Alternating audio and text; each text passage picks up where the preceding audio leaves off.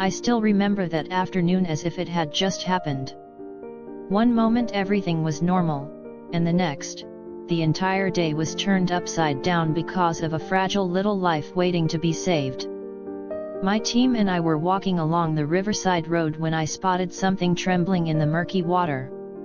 A small dog, thin, shaking, barely able to stand. It looked like a shadow fighting against the current with the very last bit of strength it had. I gasped. "Oh no, this little one is about to collapse."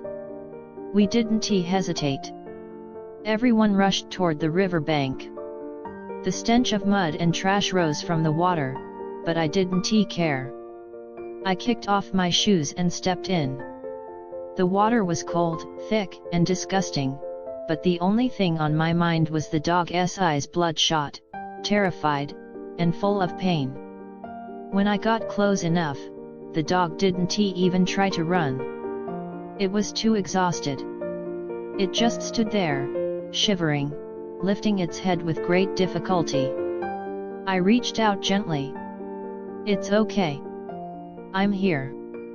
Let us get you out of this." The moment I lifted the dog out of the water, I finally saw the wound on its neck, a deep, clean cut, far too straight to be an accident. Someone had done this intentionally.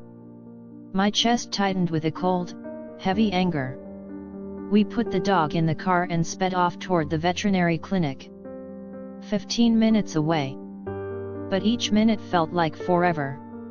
The little dog lay in the back seat, breathing unevenly, eyes half closed, body limp. I kept talking, maybe for the dog, maybe for myself. "Hang in there, little one. We're almost there, just a little more."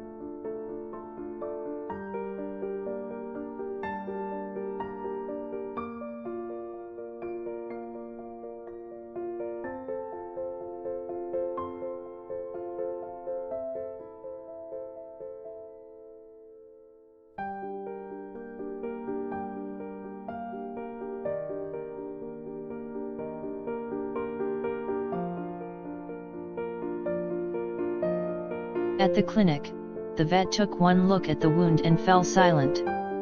Not out of defeat but shock. The cut was so deep we could see tissue beneath the skin. "If you brought her any later," the vet said quietly, "she wouldn't have made it." We immediately started cleaning and disinfecting the wound. The dog winced, flinched, and trembled, but never snapped, never resisted. She just endured everything, as if life had already given her too much to fear.